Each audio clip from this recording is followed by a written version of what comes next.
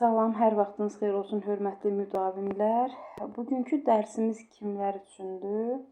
Deməli, bağçalarda təsərrüfat müdirlərinin işə qəbulunun müsahibə mərhələsi üçündür.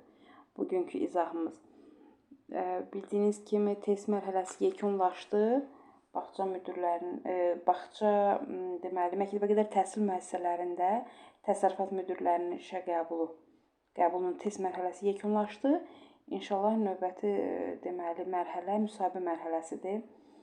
Ümumiyyətlə müsahibə mərhələsində suallar hər yerdən ola bilər. İndi dərslərimizdə izah edirik. Müsahibə mərhələsində ümumiyyətlə bədən dili, düzgün nəfəs alma, geyim, xarici görünüş, jest və mimikalar çox vacibdir müsahibə mərhələsində. Həyəcanı idarə etmək çox vacibdir. Adətən ilk dəfə işə qəbul olanlardır bu istiqamət üzrə iş təcrübəsi az olan deyək namizədlər daha çoxdur. Ona görə də həyəcanlı müdavimlərimiz də çoxdur, onu da qeyd edək. Amma həyəcanı da idarə etmək lazımdır. Əslində həyəcanlanası bir şey də yoxdur. Sadəcə rahat şəkildə, ümumiyyətlə müsahibə mərhələsində gözəl bir mühit yaradırlar namizədlərin özlərini sərbəst hiss eləməsi üçün. Bu həqiqətən də çox yaxşı bir haldır ki, yəni özünüzü rahat hiss edirsiniz. Və sonra fikirləşirsiniz ki, mən bu qədər həyəcanı nəyə keçirdirdim? Səmimi bir mühit olur. Sadəcə qarşı-qarşıya kimlənsə nəyisə müzakirə edirsiniz, sanki bir dialoqdasınız, sadə. Orada sizi belə deyək də həyəcanlandırası bir şeylər yoxdur. Əvvəlcədən bunu qeyd edeyim, ürəkli olun, bu öz yerində. Sonra müsahibə mərhələsində suallar belə deyək, geniş ola bilər. Əlbəttə ki, vəzifəniz üzrə suallar daha çox olacaq. Çox güman ki, belə olacaq. Əmək funksiyanızla bağlı, məktəbdə təsərrüfat müdirləri və yaxud da ki, bağçalarda təsərrüfat müdirləri və yaxud da ki, məktəbdə təsərrüfat müdirləri, təsərrüfat işləri üzrə direktor müavini məktəblərdə olur.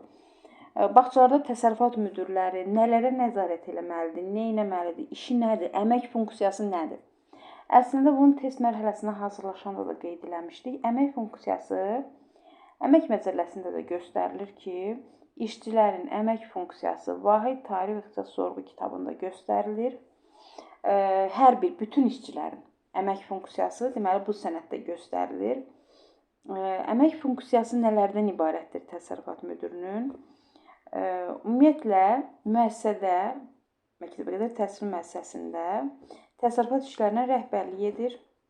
İnventarların qorunub saxlanması, binanın, otaqların, həyətin təmiz saxlanmasını təmin edir, bunlara nəzarət edir.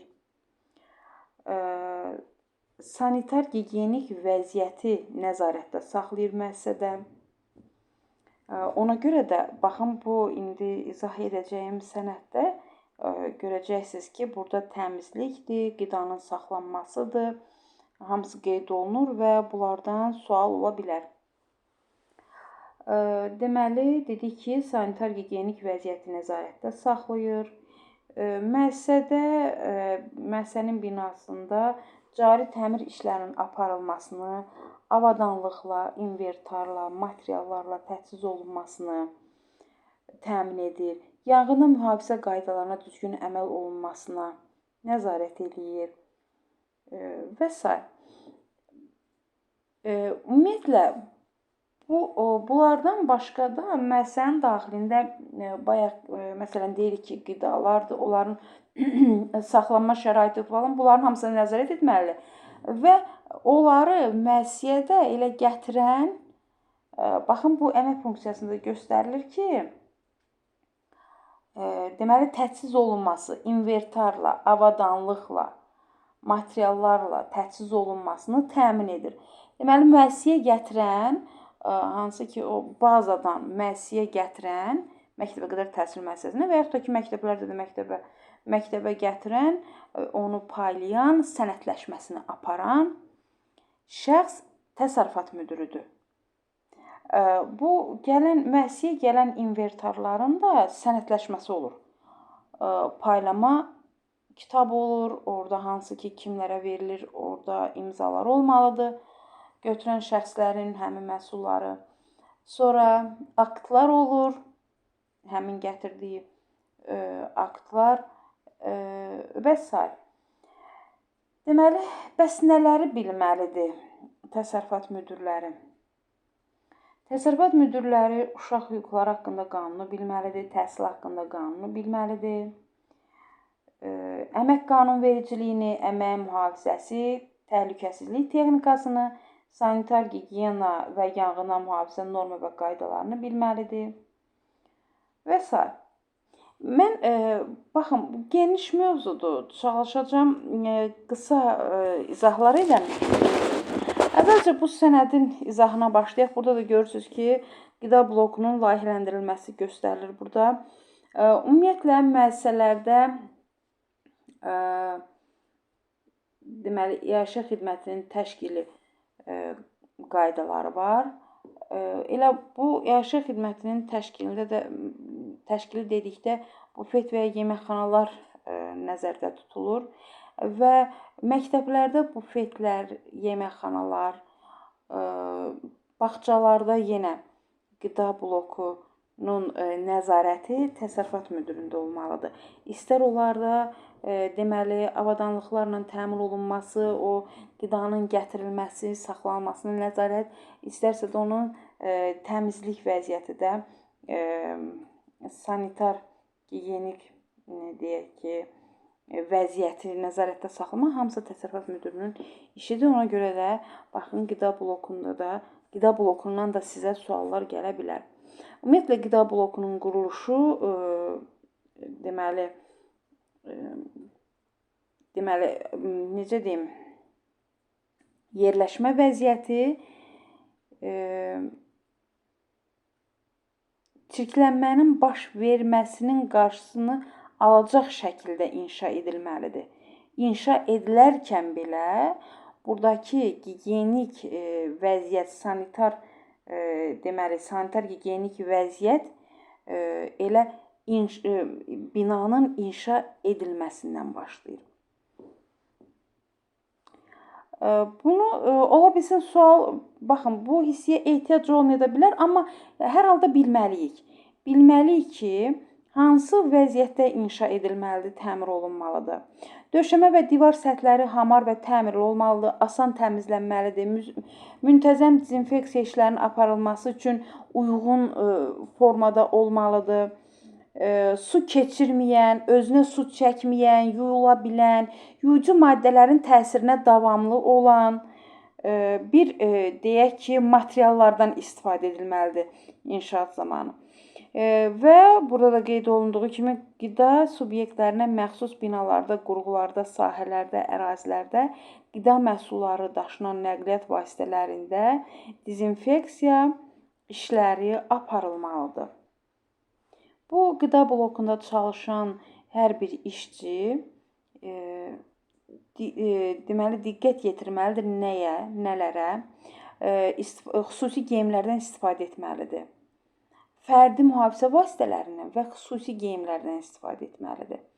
Xüsusi geyimlər saç torudur, xalat, önlük, əlcək bunlardan istifadə etməlidir.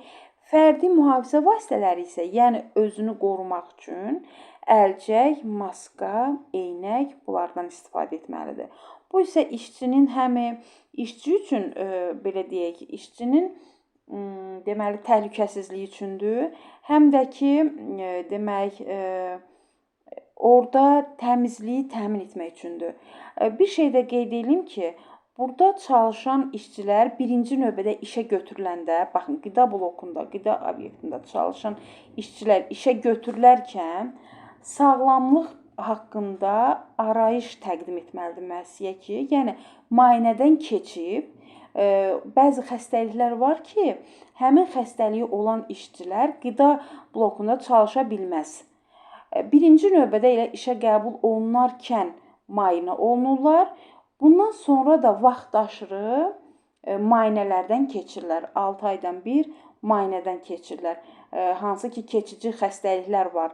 İstər qanla, istər damcı yolu ilə, istər hava yolu ilə keçici infeksiyon xəstəliklər var ki, bunlardan mütəmadi müayinədən keçməlidirlər. 2 ildən bir isə 2 ildən bir təlimlərdə cəlb olunmalıdırlar. Deməli, bu təhsil müəssisələrində qida blokunda çalışan işçilər 2 ildən bir təlimlərə cəlb olunmalıdırlar. 6 aydan bir müayinədən keçməlidirlər. Buna yanaşı elə işə qəbul olunanda da həmin xəstəliklərdən müayinədən keçməlidirlər. Bir şey də nəzərinizə, bir məqamı da nəzərinizə çatdırım ki, düz biraz mən yenə deyirəm, bu izah edəcəyim sənəddən kənara çıxıram.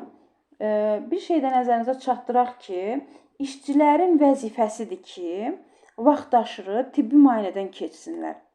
Əgər müəssisənin işçisi, bu fərqi yoxdur, istər qida blokunun işçisi olsun, onlara da aiddir, istər tərbiyəçi müəllim olsun, istər müdir olsun, müəssisənin müdürü, istər təsərrüfat müdürü, bu hamıya aiddir ki, vaxtaşırı müayinədən keçməlidirlər. Ələlxüsus da dediyim kimi elə qida blokunun işçilər də həmçinin. Əgər müayinədən keçmirsə də işçi, işə götürən, müəssisənin işə götürəni həmin işçini işdən kənarlaşdıra bilər. İşdən kənarlaşdırma nə deməkdir? İşdən çıxarma deyil. Sadəcə olaraq müayinədən keçmə vaxtıdır, amma işçi müayinədən keçməyib. Bunun üçün işə götürən əmək haqqını saxlamaqla işçini işdən kənar edir. O vaxta kimi ki, həmin işçi tibbi müayinədən keçir. Tibbi müayinədən keçdikdən sonra yenə işinə qayıdır. Zaten işdən çıxmış hesab olunmur. Sadəcə bu işdən kənarlaşmadır müvəqqəti olaraq. Və işçinin vəzifəsidir. Əmək haqqı da dayandırılır işdən kənarlaşdırıldığı dövrdə. Əgər bu üzürlü səbəbə görədirsə də müayinədən keçə bilməmək, üzürlü səbəbə görə olarsa, yenə işdən kənarlaşdırılır, amma əmək haqqı dayandırılmır. Əmək haqqı alır, həmin gündə dayandırılmır, amma müayinədən keçir. Deməyim odur ki, ümumiyyətlə belə deyək də, dövlətin nəzarətindədir. Bu sanitariya, gigiyena qaydalarına əməl olunması, tibbi müayinədən keçirilməsi, təmizliyi təmin etmək üçün geyimlərdən istifadə edilməsi və s. Qida deməli blokunda havalandırma qida obyektlərində havalandırma sisteminə də ciddi nəzarət edilməlidir. Yəni deyirəm, bunların nəzarəti kimdir həyata keçirən? Təsərrüfat müdürüdür. Ümumiyyətlə müəssisəyə rəhbərlik edən müəssisənin məsələn bağçalarda müdürdür. Və burada vəzifə bölgüsü var da. Hərənin öz vəzifə bölgüsü var.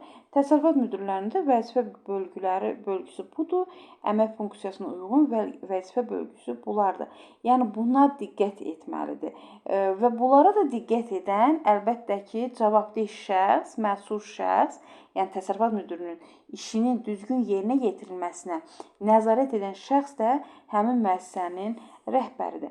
Deməli, havalandırma sisteminə də ciddi nəzarət etmək lazımdır ki, çirkli zonadan təmiz zonaya hava axınına yol verilməsin, havalandırma sistemlərinin filtrləri əlçatan olsun, tez-tez təmizlənə bilsin və hər bir, belə deyək də, sanitar məişət otaqlarında istirahət otağı, qida qəbulu və soyunub geyinmə otaqları, sanitar qovşaqlar, duş kabinələri və s. Bunların hamısında müvafiq təbii və yaxud da ki, mexaniki havalandırma sistemləri olmalıdır bu otaqların hər birində. İşıqlandırma sistemi də yenə nəzarətdə saxlanmalıdır. Süni və yaxud da təbii işıqlandırma. Bunların hər ikisini təmin etmək lazımdır. Süni işıqlandırmalarda qoruyucular, süni işıqlandırma lampalarında qoruyucu örtüklər.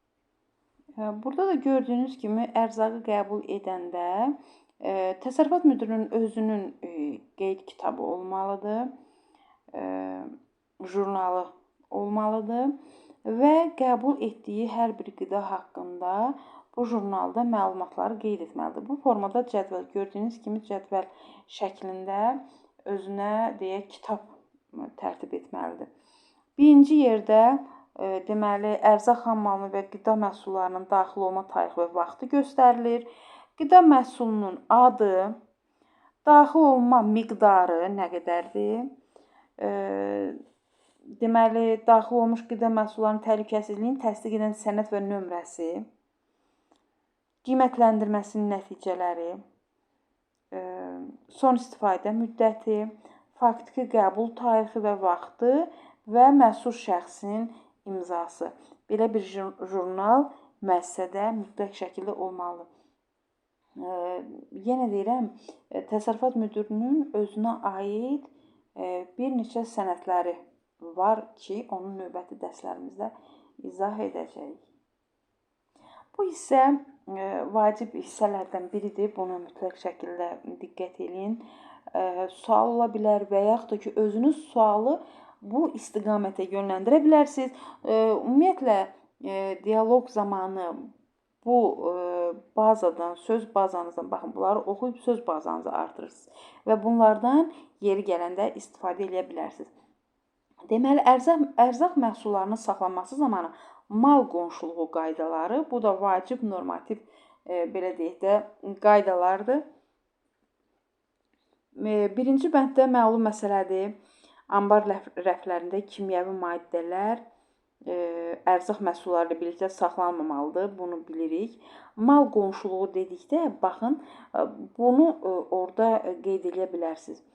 Zərərli, xüsusilə əmtəə görünüşünü itirmiş və ya istifadə müddəti bitmiş məhsullar keyfiyyətli məhsulların yanında yerləşdirilməməlidir. Vaxtı bitmiş, vaxtı keçmiş və yaxud da əmtəə nişanı görünməyən mallar təzə mallarla bir yerdə saxlanıla bilməz. Kəskin qoxulu məhsullar deməli bu məhsullardan yenə kənarda saxlanmalıdır. Qida xammalını və yarım fabrikatları hazır xörəklərin yanında saxlamaq olmaz. Soyudulmuş və dondurulmuş qidaları uyğun olmayan temperatur rejimində soyuducuda saxlamaq qəti qadağandır.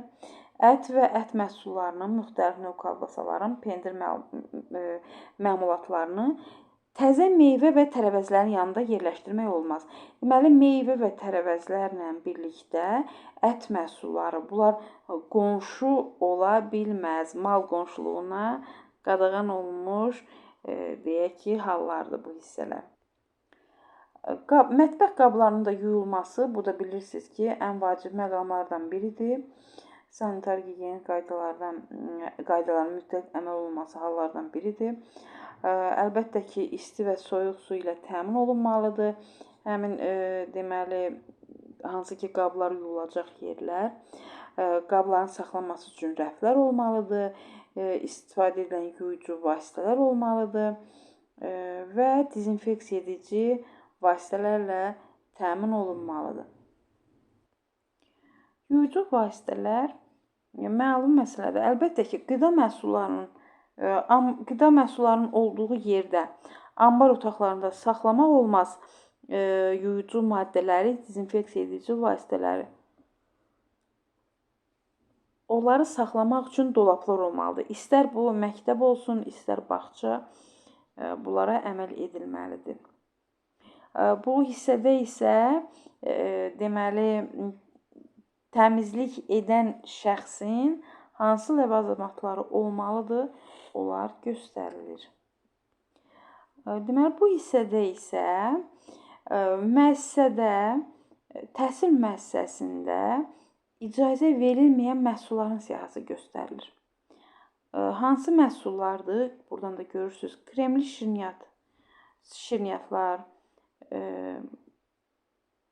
bir gün əvvəlcədən hazırlanmış qida,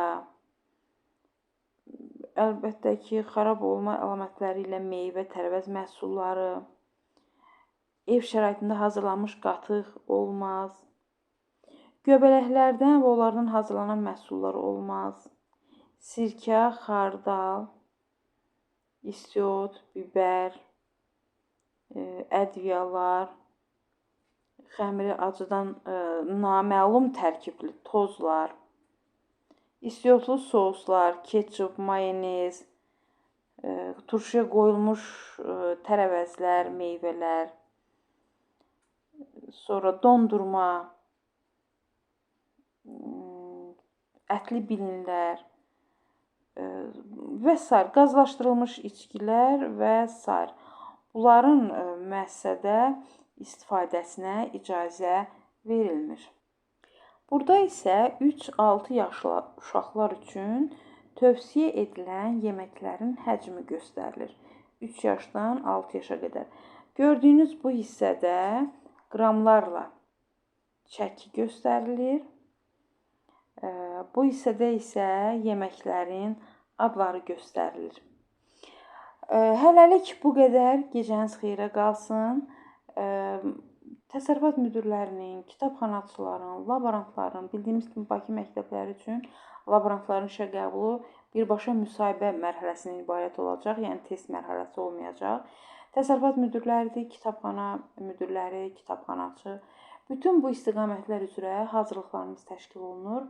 Maraqlansa 050 859 34 81 nömrəsi ilə əlaqə saxlaya bilərsiniz. Hələlik bu qədər. Gecəniz xeyrə qalsın. İnşallah növbəti dərslərimizdə görüşənə qədər.